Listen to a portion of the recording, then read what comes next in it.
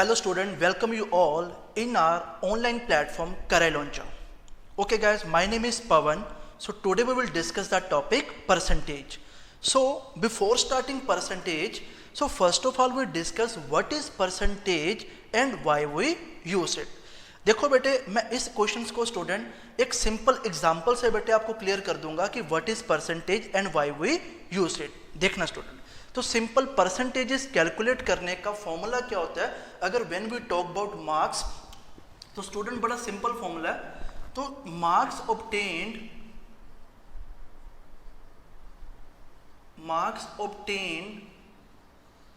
Divide by total marks, जिसको student हम maximum marks भी बोलते हैं, इनटू स्टूडेंट 100. क्लियर? ये सिंपल एक परसेंटेजेस कैलकुलेट करने का एक मार्क्स के अकॉर्डिंग मैंने आपको फॉर्मूला बताया. जितने किसी बच्चे के मार्क्स आए हैं डिवाइड बाय टोटल मार्क्स कितने थे इनटू स्टूडेंट 100. अब देखो अपने क्वेश्चंस पे आते हैं, what is percentage and why we use it.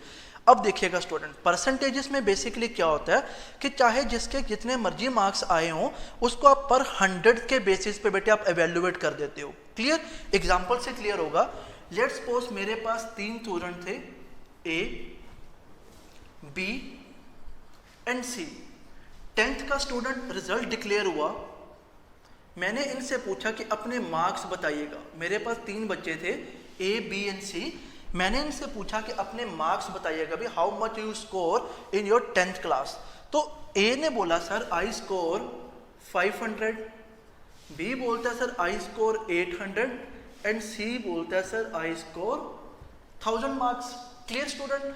उसके बाद अब देखो, अगर मैं आपसे ये पूछूं according to all of you which one is intelligent, अगर तो स्टूडेंट आप मार्क्स से बेसिस पे एनालिसिस करोगे तो आप यही बोलोगे सर सी की फर्स्ट पोजीशन होगी, बी की अकॉर्डिंग टू सेकंड पोजीशन होगी, देन सी बेटे थर्ड पोजीशन पे होगा.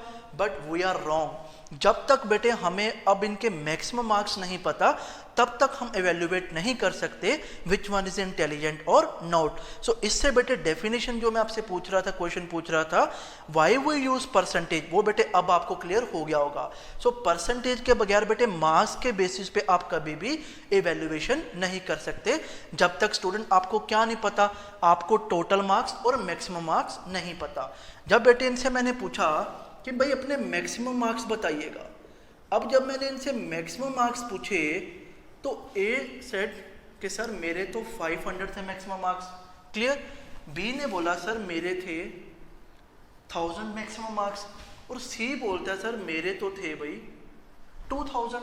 देखिएगा 10th का रिजल्ट है, आप सभी को पता है कि स्टेट बोर्ड भी होती हैं, ठीक है, सीबीएसई, क्या पता ये सीबीएसई का नहीं था, और क्या पता बेटे ये आईसीएसई बोर्ड का नहीं था. सो आप कभी भी नंबर के बेस पे वैल्यूएशन नहीं कर सकते विच वन इज इंटेलिजेंट और not.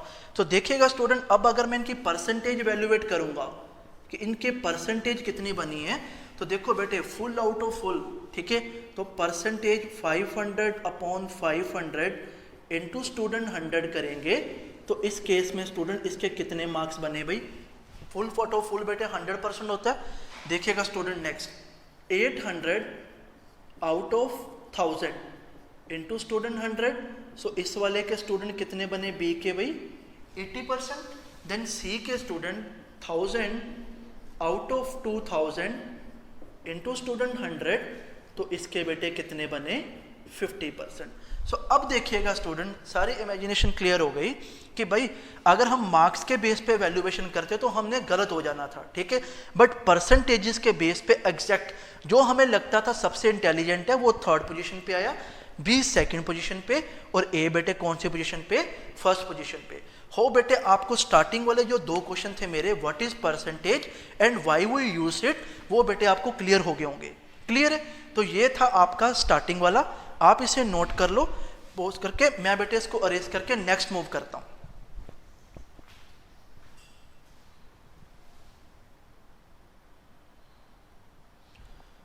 So next student some basics concept हैं परसेंटेजेस के, जो आपको टर्मिनोलॉजी है वो आपको पता होनी चाहिए. आप जब क्वेश्चंस की प्रैक्टिस करोगे तो आपकी स्टूडेंट काफ़ी हेल्प होगी.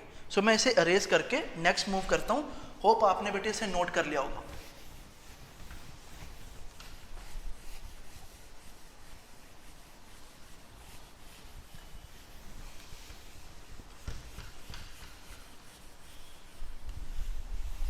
अब देखिएगा स्टूडेंट, कुछ कंसेप्ट आपको बताऊंगा, बिल्कुल बेसिक्स, होप आपको पता होंगे। तो देखिएगा बेटे, सबसे पहला कंसेप्ट, अगर ऐसा लिखा हो व्हाट इज 20% ऑफ 50, स्टूडेंट अगर ऐसा आपसे पूछा जाए what is 20% of 50, what does it mean? It means कि आपसे बेटे पूछ रहा है कि 20% ऑफ 50 स्टूडेंट क्या होगा। तो हमें पता कि परसेंटेज को सबसे पहले हमने फ्रैक्शन में चेंज करते हैं। फ्रैक्शन में कैसे बेटे? 20/100 करोगे तो आपको पता लग जाएगा, वो फ्रैक्शन में कन्वर्ट हो जाता है। तो देखो इसका मीनिंग क्या है, इसमें आपसे पूछ रहा है कि 20% ऑफ 50 क्या है, आपसे स्टूडेंट ये पूछ रहा है। तो परसेंटेज को हटाते हैं तो नीचे स्टूडेंट बेस में 100 आता है इंटू 50, 1 देन 2, 2 देन 10। तो स्टूडेंट हम कह सकते हैं भाई 20% ऑफ 50 स्टूडेंट क्या होगा? 10 होगा। क्लियर? तो नेक्स्ट स्टेप पे पहुंचता हूं मैं, बिल्कुल बेसिक से स्टार्ट किया मैंने कि आपको कोई दिक्कत ना हो। क्लियर? सो सेकंड, अगर स्टूडेंट ऐसा लिखा हो what is R percentage of 50, बेटे ये हो गया। अगर उसने पूछा हो x is what percentage of y, जो x है वो कितना परसेंटेज है y का। जहां बेटे उसने आपसे ये पूछा हो what percentage of y is x, देखिएगा student both are same, but language में आपको कंफ्यूज कर सकता है। देखिएगा इसका मीनिंग क्या है, मैं आज की एग्जांपल भी आपको लिख देता हूं कि आपको और क्लियर हो जाएगा। अगर उसने पूछा हो 40 इज व्हाट परसेंट ऑफ 50, जहां बेटे आपसे ऐसे पूछ सकता है व्हाट परसेंटेज ऑफ 50 इज 40। अब स्टूडेंट इसका मीनिंग क्या है उसको समझते हैं कि इसका मीनिंग क्या है। इसका स्टूडेंट मीनिंग है, वो आपसे पूछ रहा है कि भाई x जो है वो कितना परसेंटेज है y का। कहने का मतलब आपको कोई बंदा बोल रहा है कि भाई मेरे 40 मार्क्स आए हैं आउट ऑफ 50, सो आप उसको कैसे लिखते हो? मैंने आपको परसेंटेजेस का बेसिक फॉर्मूला बताया। तो आपको दो डिफरेंट लैंग्वेजेस में वो सेम क्वेश्चन पूछ रहा है, मैं आपको ये बताना चाहता हूँ। क्लियर? तो इसका बेटे मीनिंग क्या है कि x is what percentage of y, कि x कितना परसेंटेज है y का, ये बताओ। सेकंड बेटे बात करूं, इसमें है कि बताओ y का कितना परसेंटेज x है। Both are same things. Clear? तो देखिएगा 40 इज व्हाट परसेंटेज ऑफ 50, 50 का कितना परसेंटेज है। जहां आपसे पूछ सकता है बताओ 50 का कितना परसेंटेज 40 है। तो देखिएगा स्टूडेंट इसको आपने कैसे लिखना है। अब देखो भी इसमें सिंपल आपने जो काम करना, आपको ये पता होना चाहिए कि कौन सी वैल्यू किस पे डिपेंड है। देखो अब इसमें देखो किसको किसके साथ कंपेयर कर रहे हैं स्टूडेंट, 40 को हम 50 के साथ कंपेयर करना चाहते हैं कि आउट ऑफ हमें पता है टोटल 50 है, जो आए हैं वो 40 है। तो 40 को बेटे किसके साथ कंपेयर करना है? 50 के साथ कंपेयर करना है। तो आप कैसे लिखोगे इसको? मैं इस साइड पे लिखता हूं, आप इसको लिखोगे, जो आप आंसर निकालोगे इसका मीनिंग है कि 50 का कितना परसेंटेज है स्टूडेंट, ये बताना था। ये 1 पे गया स्टूडेंट, ये 20 पे, 40 इंटू 2 बेटे कितना हो जाएगा? 80%। तो देखिएगा स्टूडेंट, जिसके साथ आपने कंपेयर करना है, जिसके साथ आपने कंपेयर करना है वो हमेशा आपकी बेस वैल्यू होती है। क्लियर? जिसके साथ आपने कंपेयर करना है वो हमेशा आपकी बेस वैल्यू होती है। बेस वैल्यू मतलब बेटे मैं यहाँ पे अगर इसका लिख दूं तो ये बेटे x अपॉन y इंटू 100। अब देखो भी इसमें जो y था वो आपकी बेस वैल्यू थी, y के साथ आप कंपेयर कर रहे थे, तो y को आप डिनोमिनेटर में रखोगे तो इसको हम बोलते हैं बेस वैल्यू। Clear student? ये इन दोनों का ये था। जब भी आपको ऐसा कुछ क्वेश्चन नजर आएगा तो आप उसको इस तरीके से सोल्व करोगे। क्लियर? देन थर्ड पे मूव करता हूं। अगर आपसे ऐसा पूछा जाए, आपसे पूछा जाए x इज व्हाट परसेंटेज मोर और लेस देन वाई। आपसे स्टूडेंट अगर ये पूछा जाए कि x इज व्हाट परसेंटेज मोर और लेस देन y, तो स्टूडेंट इसका मीनिंग क्या है? इसका मीनिंग क्या है मैं आपको एग्जांपल से क्लियर हो जाएगा। अगर उसने ऐसा बोला होता 40 इज व्हाट परसेंटेज मोर और लेस देन 50। अब स्टूडेंट देखिएगा, क्योंकि एक्स वाई के बेसिस पे आप ये नहीं ना देख सकते कि मोर होगा कि लेस, बट एग्जाम्पल से तो बेटे आप देख सकते हो ना। तो देखिएगा स्टूडेंट क्या है, 40 के बारे में बात हो रही है। कहता जो 40 है ना, बताओ कितने परसेंट ज़्यादा या कम है 50 से? तो स्टूडेंट मोर तो हो ही नहीं सकता, तो क्या है भाई 40 50 से लेस है। तो इस टाइप को आप कैसे सोल्व करोगे? आपने सबसे पहले इन दोनों का डिफरेंस स्टूडेंट लिखना है, ठीक है। 40 माइनस 50, सबसे पहले ऊपर डिफरेंस लिखना आपने। अब नीचे बेस वैल्यू लिखनी है। बेस वैल्यू मीनिंग मैंने अभी बताया आपको, जिस पे डाटा डिपेंड होता है, जिसके साथ हम कंपेयर कर रहे होते हैं। हम देखो 40 को किसके साथ कंपेयर कर रहे हैं? 50 के साथ कंपेयर कर रहे हैं, ठीक है। तो नीचे आपने बेस वैल्यू अपनी 50 इंटू स्टूडेंट 100। देखो ऊपर भाई -10, माइनस क्या इंडिकेट करेगा भाई? अब ये क्या था भाई? कुछ लेस परसेंटेज आपको बताने जा रहा है। -10 upon 50 into student 100, 1 then 2, 10 into 2 student how much? 20%। तो माइनस को बेटे मैंने यही खत्म कर दिया, क्योंकि माइनस का मीनिंग क्या था? जस्ट लेस परसेंटेज आपको इंडिकेट कर रहा है। तो हम कहेंगे कि जो भाई 40 था वो 50 से कितने परसेंट कम है? 20% कम है बेटे। स्टूडेंट इतना नोट करिएगा, मैं आपको नेक्स्ट बताता हूं। इसके और एग्जांपल्स हैं थोड़ी सी, मैं आपको वो भी कंसेप्ट पे काम करता हूं।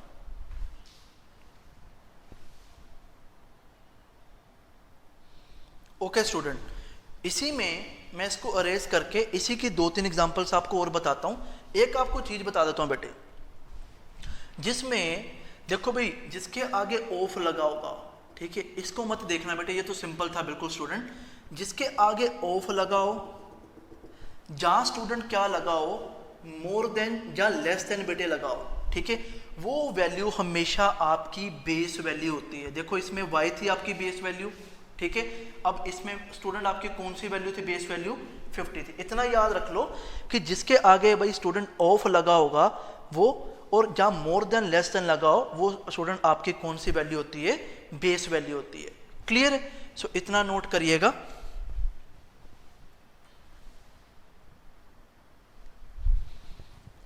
मैं इस साइड को रेस करके आपको थोड़ा सा बताता हूं इसके बारे में।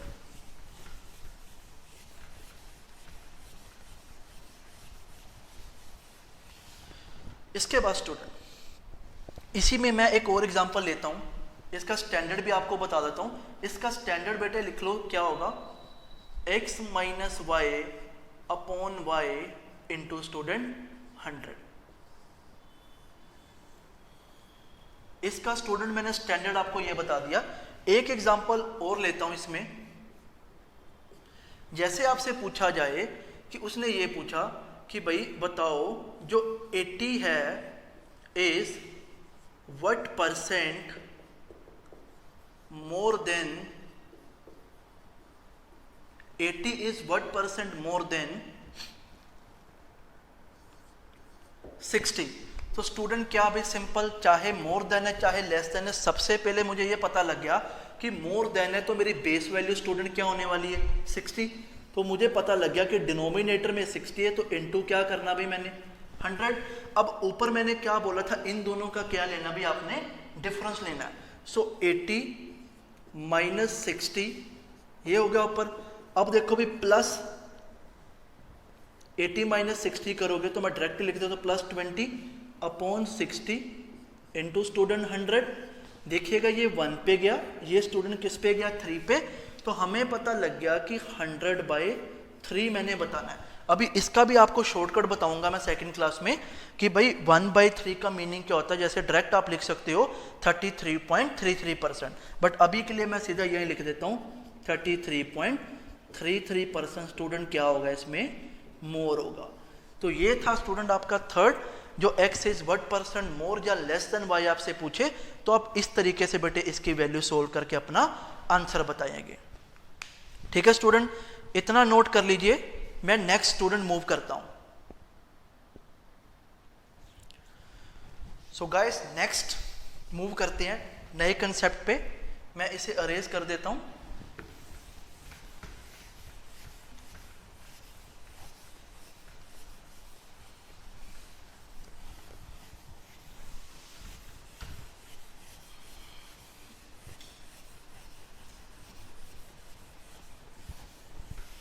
ओके स्टूडेंट, देखिएगा, ऐसे भी आपने देखा होगा, ऐसे भी पूछा जाता आपसे,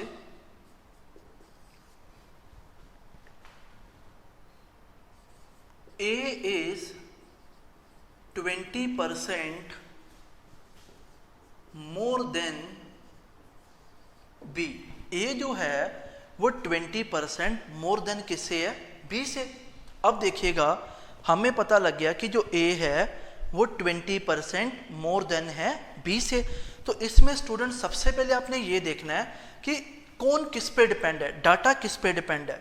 स्टूडेंट देखिएगा, हमें पता लग गया कि जो A है वो 20% मोर है B से। तो अगर मुझे B की वैल्यू पता होगी, we easily find the value of A, because मुझे अगर B की वैल्यू पता होगी तो B की वैल्यू में B का ही मैं 20% अगर और ऐड करूंगा, we easily find the value of A। So मैं सिंपल एग्जांपल से बताता हूं कि इसमें मैंने B को अगर कंसीडर कर लिया कि अगर B की वैल्यू 100 है, if B equals to 100, so A student कितना होगा? मुझे बताया गया कि जो A है ना वो B से B का 20% मोर है।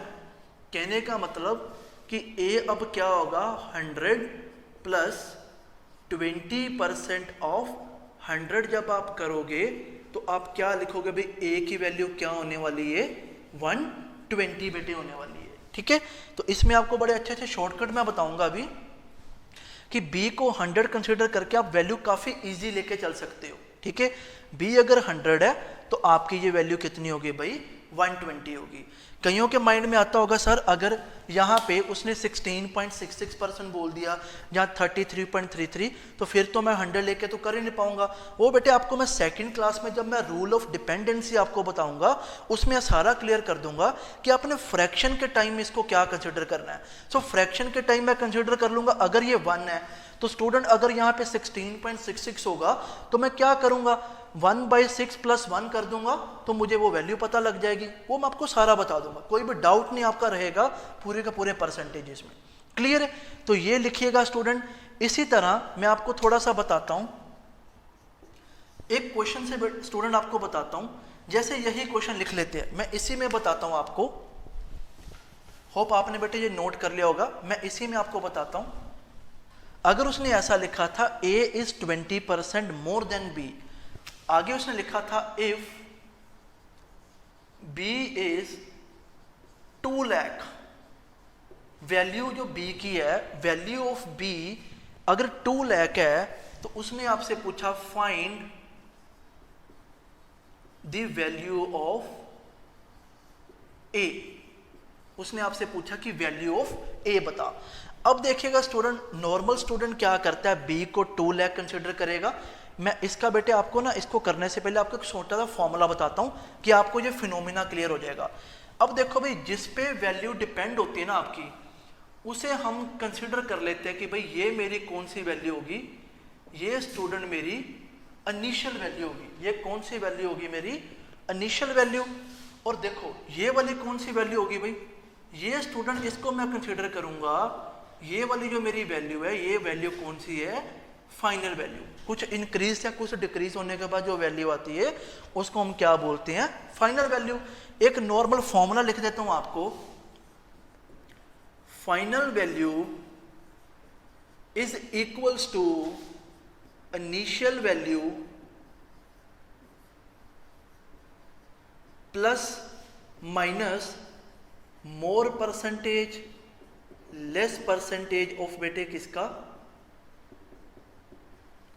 इनिशियल वैल्यू का। अब देखिएगा यहां पे मैंने प्लस और माइनस लिखा है। ठीक है, अब देखो प्लस यूज फॉर जब आपकी वैल्यू क्या है भाई? मोर परसेंटेज है, एंड माइनस यूज फॉर जब आपकी वैल्यू क्या है? लेस परसेंटेज है। ठीक है, अब देखिएगा आपको क्वेश्चन था कि जो A is 20% more than B, if the value of B is 2 lakh, so find the value of A। अब देखो नॉर्मल स्टूडेंट क्या करता है, उसको फाइनल वैल्यू निकालनी थी, उसको इनिशियल वैल्यू 2 लाख पता थी, वो अब क्या करेगा, पूरा ऐसे सोल्व करेगा, 2 लाख प्लस 20% ऑफ स्टूडेंट क्या भाई 2 लाख। डिफिकल्ट नहीं है but totally wastage of time है, डिफिकल्टी मैं बार बार बोल रहा हूँ। तो आपका आंसर बन जाएगा 2,40,000। फॉर्मूला आपने याद करा हुआ है। अब देखिएगा मैं इस तरीके से भी आपको बताऊंगा कि अगर आप उस वैल्यू को कंसीडर ही ना करो, अभी तो स्टूडेंट मुझे बी की वैल्यू पता है, समटाइम्स स्टूडेंट हमें ए की वैल्यू पता लग जाती है, जिसको हम क्या कहते हैं भाई फाइनल वैल्यू। तो आपने क्या करना, चाहे बी की पता चाहे ए की पता, नो नीड टू वरी। तो आपने सिंपल ऐसे ही स्टार्टिंग करनी है। बी अगर 100 है तो 20% ऐड करके बेटे ए कितना बन गया 120। अब आप देखिए कि आपको ये तो बेटे हमारे अकॉर्डिंग वैल्यू हुई ना, B equals to 100 then A equals to 120। अब एग्जामिनर के अकॉर्डिंग आपको कौन सी वैल्यू गिवन है, इनिशियल वैल्यू गिवन है कि फाइनल वैल्यू, वो चेक करते हैं। सो आपको स्टूडेंट इनिशियल वैल्यू गिवन थी 2 लाख, तो मैं क्या करूंगा कि जो मेरी भाई 100 जो मैंने कंसिडर किया था, 100 की जो एग्जैक्ट वैल्यू है वो स्टूडेंट कितनी है 2 लाख। मैं बेटे कोई भी साथ में 0 ऐड नहीं करूंगा, क्योंकि जो भी मेरा आंसर होगा वो किस में आएगा, लाख में ही आएगा। क्लियर। तो 100 की वैल्यू अगर 2 लाख है तो स्टूडेंट 1 की वैल्यू क्या होगी, वी इजिली 2/100 लाख। ये स्टूडेंट सिर्फ आपको बताने के लिए लिख रहा हूं, जब आपको एक बार पता चल गया तब तो आप बेटे डायरेक्ट ही करोगे इस क्वेश्चन को। 1 की वैल्यू कितनी होगी 2/100।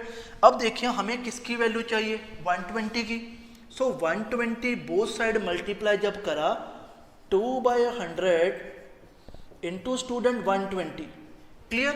सो 120 इंटू 2 स्टूडेंट कितना हो गया अभी 240। 240 डिवाइड बाय 100 तो लिखोगे तो आपके पास क्या आंसर आया भाई 2.4। तो ये क्या था भाई आंसर 2.4 किस में आएगा, लाख में आएगा। सो 2.4 का मीनिंग बेटे क्या होता है 2,40,000। क्लियर। तो स्टूडेंट ये भी एक कंसेप्ट था कि जिसको बच्चा फॉर्मूला के पूरी एग्जैक्ट वैल्यू लिख देता है, हम 100 से कंसीडर करके इस वैल्यू को ऐसे भी सोल्व कर सकते हैं। सो इसे गाइस नोट करिएगा। मैं नेक्स्ट कंसेप्ट पे बेटे मूव करता हूं।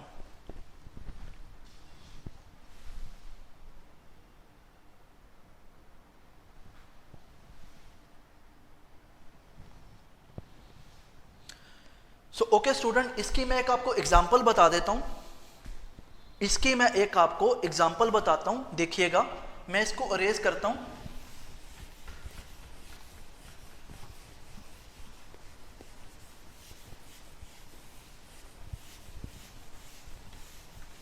स्टूडेंट देखना, एग्जाम में क्वेश्चन आया, जो एग्जाम में क्वेश्चन आया एक, the value of a machine decrease by 30% and it become rupees 21,000. Find its initial cost. देखिएगा स्टूडेंट, क्वेश्चन स्टूडेंट क्या है, कहता है कि मशीन थी, उसकी वैल्यू ना 30% डिक्रीज हो गई, डेप्रिशिएट हो गई, एंड इट बिकम्स, कम होने के बाद उसकी वैल्यू स्टूडेंट क्या बन गई भाई 21,000। कहता बता भाई, ये तो उसको फाइनल वैल्यू आपको गिवन दे गया है, आपको बेटे कौन सी वैल्यू बतानी थी, आपको इनिशियल वैल्यू बतानी थी। तो देखिएगा बेटे, मैंने आपको क्या बताया कि डायरेक्ट अगर इनिशियल वैल्यू हम ये ले लेते हैं कि इनिशियल वैल्यू अगर 100 थी तो फाइनल वैल्यू स्टूडेंट क्या हो जाएगी, 30% कम कर दो स्टूडेंट क्या होगी भाई 70। अब देखिएगा 70 की वैल्यू आपको क्या दे रखी है 21,000। सो 1 की वैल्यू स्टूडेंट आपके पास क्या आ गई 21,000 डिवाइड बाय 70, तो आपके पास 1 की वैल्यू आ गई थी 300। तो भाई मुझे 1 की वैल्यू तो चाहिए ही नहीं, मुझे किसकी वैल्यू चाहिए, मुझे तो 100 की वैल्यू चाहिए। तो 100 की वैल्यू स्टूडेंट क्या हो गई, जब आप बोथ साइड 100 से मल्टीप्लाई कर दोगे तो मेरे पास देखो इजीली आंसर निकाल लिया स्टूडेंट, कितना है 30,000। सो एक बड़ी सही अप्रोच थी कि आपने ये देखना कि डाटा किस पे डिपेंड है। जिस पे स्टूडेंट डाटा डिपेंड है वी कंसीडर इक्वल्स टू 100, और जिस पे डाटा डिपेंड उसको हम इनिशियल वैल्यू से कंसीडर करते हैं। उसके बाद कुछ भी मोर का और लेस का जो चेंजेस आते हैं उसके बाद कौन सी वैल्यू बन जाती है, फाइनल वैल्यू। अब हम देख लेंगे हमें फाइनल वैल्यू गिवन थी कि इनिशियल वैल्यू, उसके बाद बेटे इसको वैल्यूएट करके सॉल्व कर लेंगे। ओके गाइस, तो ये था परसेंटेजेस 1 का बेसिक्स। क्लियर, आपको होप पता लगा होगा सारा। इन केस अगर किसी को कोई भी डाउट है feel free to ask, then otherwise हम क्लास को बेटे वाइंड अप करते हैं। Okay, thank you for watching this video guys, thank you so much.